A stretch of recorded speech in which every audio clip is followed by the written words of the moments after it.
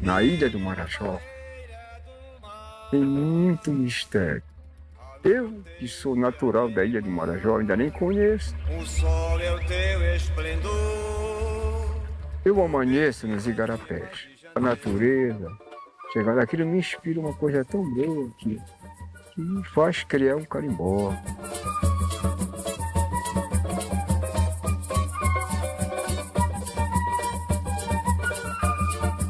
Eu comparo o Marajó como se fosse um livro aberto para minha inspiração.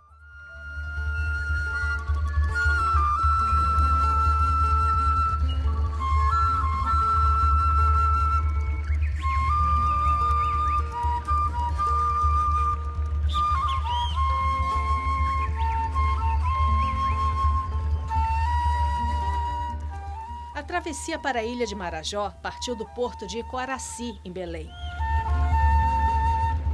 Nossa viagem começou pelas águas da Baía do Guajará. Foi contra a maré e demorou quase 4 horas.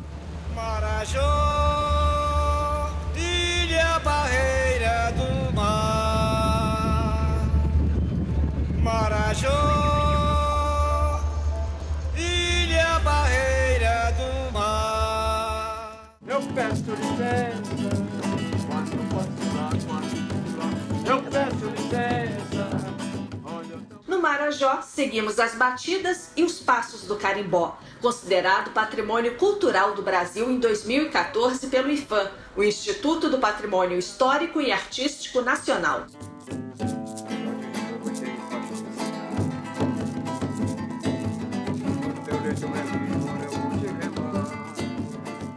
Qual é a diferença do carimbó aqui de Marajó? Cada música tem uma roupagem, entendeu?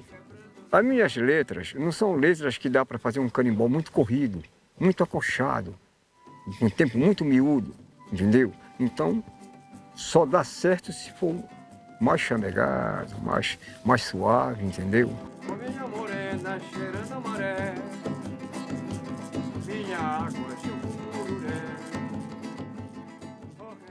Aqui o carimbó do Marajó, ele é um carimbó mais cadenciado. As letras, elas são poéticas.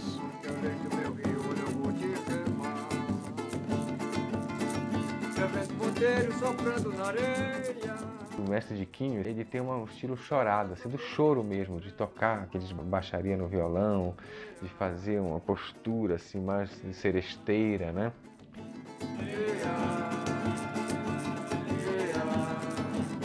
Isso é Marajó. É o presépio do Pará, onde o índio...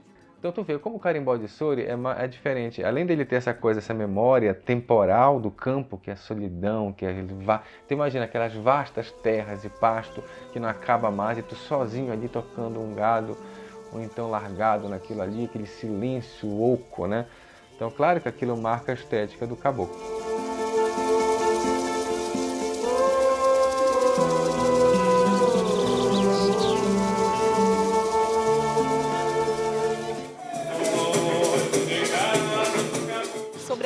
Carimbó, nós temos um grande pesquisador, que o nome dele é Vicente Salles.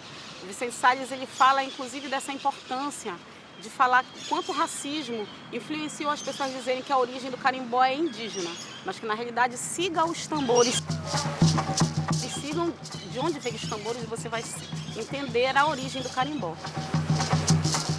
A origem do carimbó, ela vem dos negros que se mestiçaram com os indígenas e com os portugueses e se disseminou por todo o estado do Pará. Estamos aqui com o curimbó, ele é o coração do carimbó. Se não tiver ele, não existe roda de carimbó.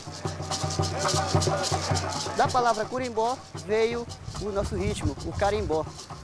Veio a dança. Os índios também praticavam o tambor de pau oco.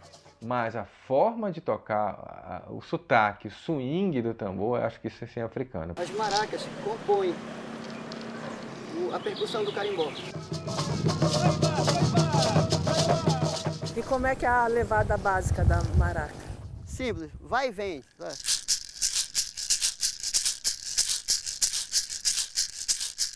Aqui eu mostrei uma, são 3 jogadas de mará, que a gente chama de jogada. Essa foi uma, essa aqui é a segunda. Sempre acompanhando o som do carimbó. E a terceira é essa aqui, do estalar.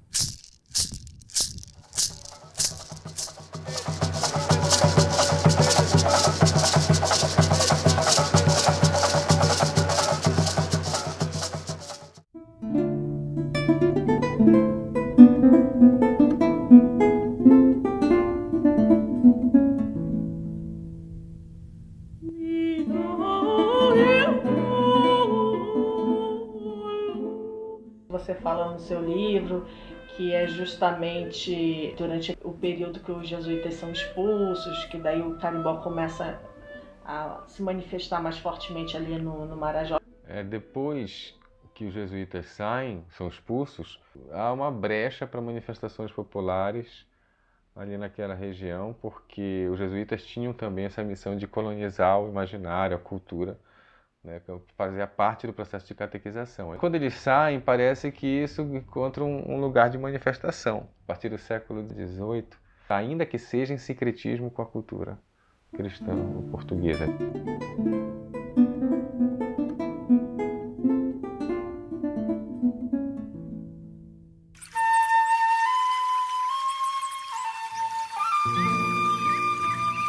Nada melhor para ajudar a entender um pouco mais dessa alma africana do carimbó do que visitar uma comunidade quilombola. Aqui no município de Salvaterra existem 16, onde vivem alguns dos mestres mais antigos do carimbó.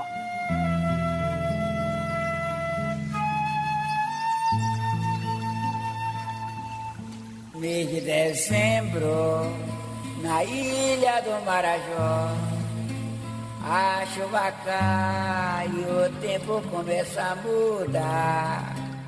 O senhor contou que nasceu numa comunidade quilombola.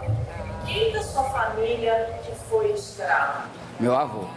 Então ele dizia que ele veio pra cá, ele foi vendido na Pedra do Ver o Piso. A troco de uma garrafa de cachaça e um cacho de banana. E foi escravo. Numa fazenda lá de frente que é chamada Feira São Joaquim. Na cabeceira do Igarapé. Foi justamente com 19 anos que o senhor perdeu a visão. Foi. Como é que foi isso de trabalhar com arte, música, durante um período tão complicado? Só Deus para lhe falar isso, né?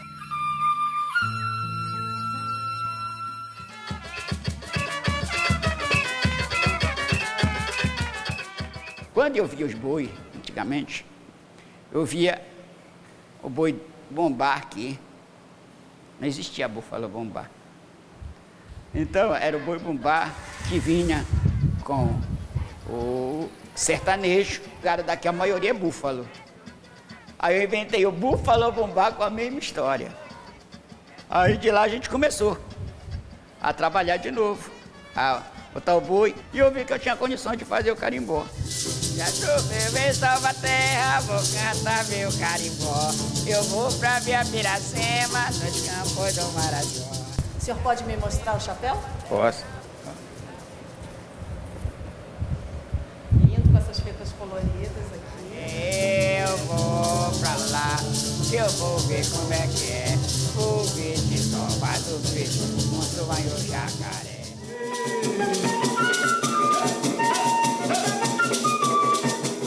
Eu já estava observando que os nossos mestres estavam desaparecendo, né?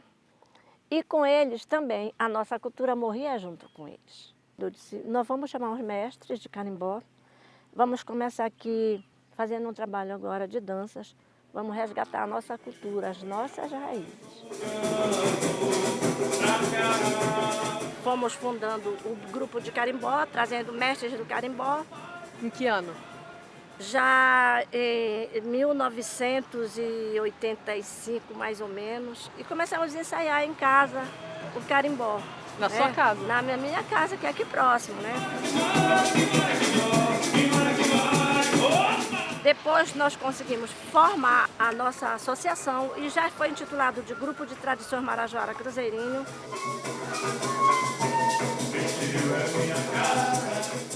E o resgate das nossas danças, das nossas músicas, a gente conseguiu nas fazendas, porque foi lá que o carimbó chegou primeiro, né? Através dos escravos africanos, e eles permaneceram com essa cultura nas fazendas e já transmitindo para o povo marajoara que já ia surgindo, né? Na terra do carimbó. O carimbó no Soure nasce no ambiente das fazendas. Os vaqueiros das fazendas e as famílias dos vaqueiros era muito comum que fizessem as festas e tudo. A principal foi a fazenda Tapera da dona Dita Catauaçu. Vou lhe contar uma história. Ouça com atenção. Foi aqui no Marajó, em uma grande fazenda chamada São Sebastião. Foi lá que nasceu um menino de nome Boaventura. Cresceu soturno, misterioso. Diferente das outras crianças, se tornou um grande vaqueiro. E assim surgiu o carimbó para Boaventura, o vaqueiro encantado. Mas o Boaventura não voltou mais, nunca mais. E hoje ele aparece nos campos do Marajó, nas noites enluaradas, gritando com a boiada, abrindo porteiras, soltando gado, espantando cavalos, fazendo bisuras. Meu chão é encantaria. Preto Juvencio é vaqueiro da tapera, preto famoso que só toma boi de era. Um dos vaqueiros mais conhecidos da ilha de Marajó morou nesta casa aqui. Conhecido como Preto Juvencio, era um excelente dançarino e foi imortalizado em canções. Preto Juvencio, gastar foi ponteiro e se agarrar com garrote e alvação. Preto Juvencio foi vaqueiro aqui da fazenda Tapera da dona Dita Catauaçu. Era um vaqueiro de excelente performance e foi inspiração e dançador de Lundu. Ele falava pra gente que ele aprendeu a dançar com os avós, que eram escravos.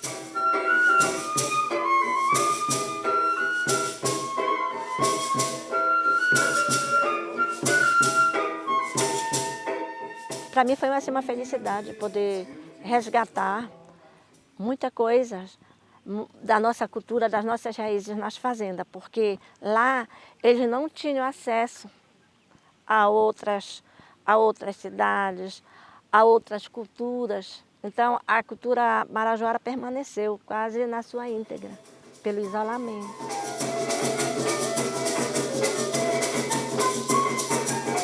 Difícil resistir aos convites da ilha para pelo menos uma dança. Neste lugar em que as ruínas são testemunhas de uma história de resistência, onde vaqueiros encantados não morrem e, de alguma forma, ainda galopam em canções nos campos do Marajó.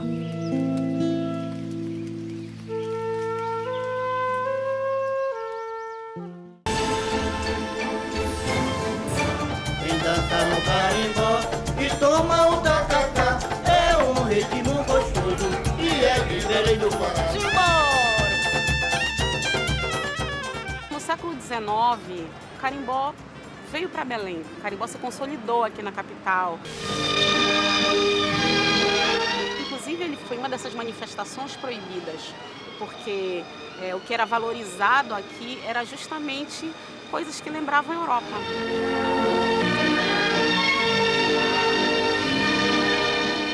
Era o período da borracha, em que o estado do Pará ele produziu muitas riquezas. Então, as pessoas chamam esse período aqui de Belle Époque.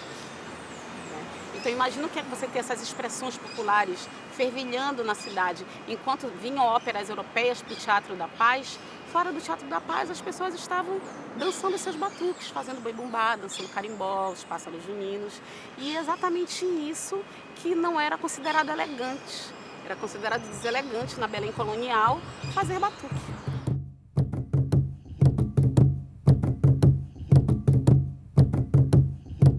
Em que momento o carimbó ele começa a deixar de ser uma manifestação folclórica para ganhar as cidades? É esse processo de urbanização, né? Que o Verequete é o primeiro grande responsável, né? O Verequete nasceu em Bragança, saiu de Bragança criança, depois foi morar no Marajó, na cidade de Aurém. Chama Verequete. O nome do meu pai é quase o mesmo meu nome, Augusto Gomes Rodrigues, mas é Verequete. Eu morava na Pedreira e eu gostava lá de uma menina, né? Quando foi um dia ela me convidou para nós ir no Batuque. Eu nunca tinha visto, não sabia como é. O Verequete ele tem essa passagem muito marcante, porque o Verequete era católico. Ele conta na história dele que ele namorou uma menina que gostava de tambor e que quando ele chegou lá no tambor, ele cantou um ponto de mina associado a um orixá, que é o Toia Verequete. Depois disso ele passou a ser chamado de Verequete. Ele veio na década de 60, 70 morar em Belém do Pará, em Quaraci, onde ele fundou o grupo Irapuru da Amazônia e lançou o primeiro vinil de carimbó. O primeiro álbum dele foi esse chamado Carimbó, né? Isso. Foi o primeiro LP que ele gravou em 71. Foram 10 LPs e 4 CDs. A data de nascimento do mestre Verequete, 26 de agosto, foi escolhida para comemorar o Dia Municipal do Carimbó. Como que era o carimbó que o seu pai fazia? Nosso carimbó sempre foi pau e corda. Não tinha instrumento eletrônico. Sempre ele dizia assim mesmo: o meu grupo de carimbó é pau e corda. Como que ele decidiu fazer a música Sereia do Mar? O rapaz contou a história para ele, que tinha vindo uma menina muito bonita na cabeça da ponte. O papai disse: olha, não vai lá com ela, que é a sereia, ela pode te levar. Ele disse: não, eu vou. E ele disse que ele ficou olhando, que ele trabalhava na cabeça da ponte, ficou olhando, chegou lá, o cara viu a mulher, ele olhou, ele se jogou atrás, aí sumiram.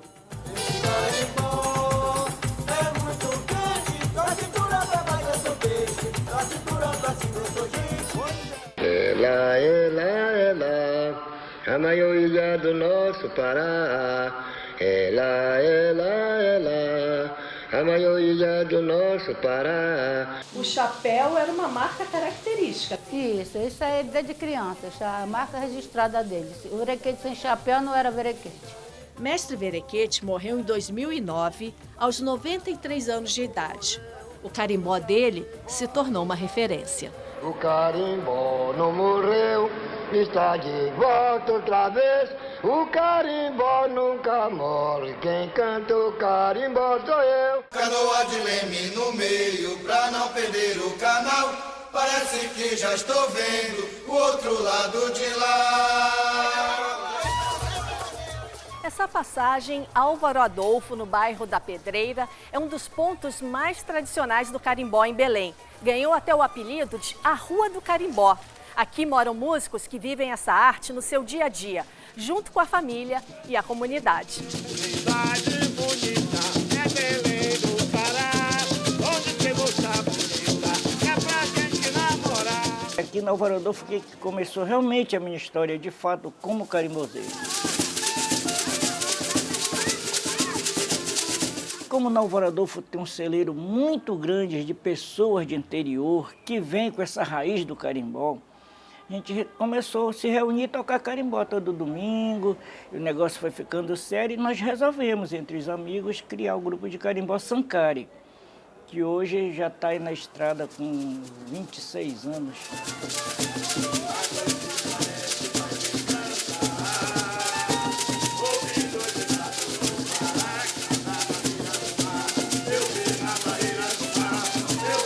Está levando a nossa cultura mais à frente, o que nós pudermos, vamos continuar sempre mantendo essa pegada do carimbó de raiz.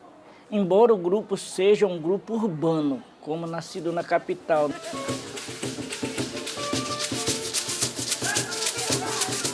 nosso carimbó nada mais é, né? Um carimbó de origem indígena, dos índios tupinambás, com influências dos negros, né, africanos e os europeus.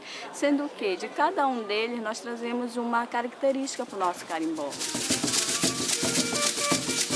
Dos índios o arrastar de pé, sentido de roda, dos africanos o quebrado das cadeiras, o molejo, o gingado, né, que se usa, e dos portugueses a gente traz estalar de dedos, sim, abraços para cima, girados também.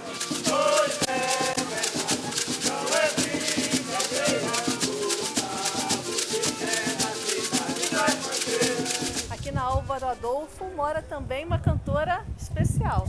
A garça namoradeira, namora o malandro urubu. Mora a Dona Onete, né, que é uma compositora, cantora, compositora, historiadora, cantora de carimbó, chamegado, né? No meio do pitiu, no meio do pitiu. A gente tem um orgulho de ter ela como nossa moradora, né? Moradora aqui da nossa passagem, Álvaro Adolfo, a Rua dos Artistas, a Rua do Carimbó. Fui cantar carimbó lá no Ver o Peso. Graças a Deus está brilhando fora, é a nossa estrela, né? Acho que está em São Paulo. São Paulo, fazendo show, brilhando, então... Depois ela vai para minha terra, para o Rio de Janeiro. Pois Quem sabe a gente não consegue gravar com ela lá. Com certeza, tá aí, né?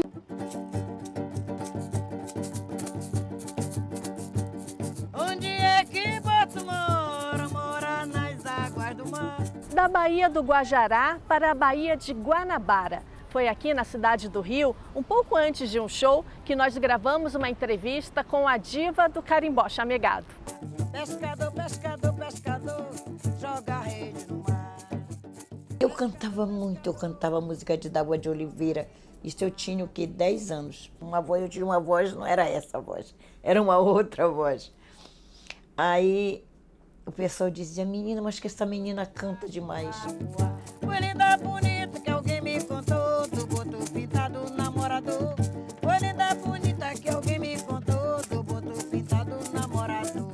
Aí o boto estava lá rondando, na água, né? Era na margem de rio mesmo. Eu fui, tirei um cacho de jambo rosa e joguei pro boto. E o jambo rosa não voltou. No segundo dia já era 2 botos. Aí eu cantei pros outros botos. Depois já eram muitos botos.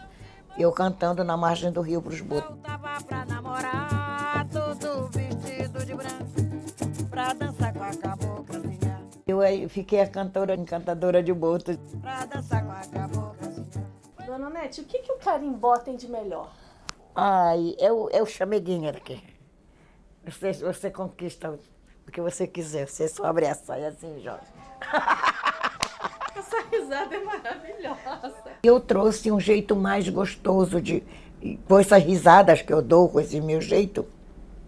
Aí ficou um chamego só, sabe? Uma coisa gostosa, um balançado muito devagarinho. O sol se foi, a noite chegou, a lua veio. É o mesmo carimbó, mas tem um toque a mais. E o toque do meu carimbó ficou toda arrepiada. Com as minhas músicas tocadas com letras de amor. Arrepia, arrepia, arrepia, arrepia, carimbó. Arrepia, arrepia, arrepia, arrepia, carimbó. Eu não canto Pará, eu canto o Brasil. Meu pai, minha mãe, minha avó, me falavam sempre. Dizia, olha meu filho, quando tu for pescar no igarapé, tu pede licença, porque todo lugar tem mãe. Todo lugar tem respeito e tem mãe.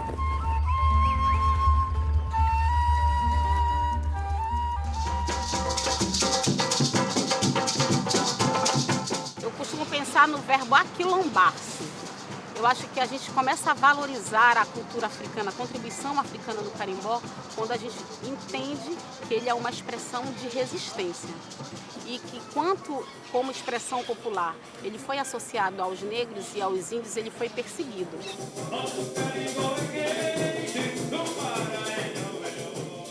Eu amo muito esta arte, né? E eu espero que ainda passe para muitas e muitas gerações, que não desapareça nunca. Porque um povo sem cultura é um povo sem história, né?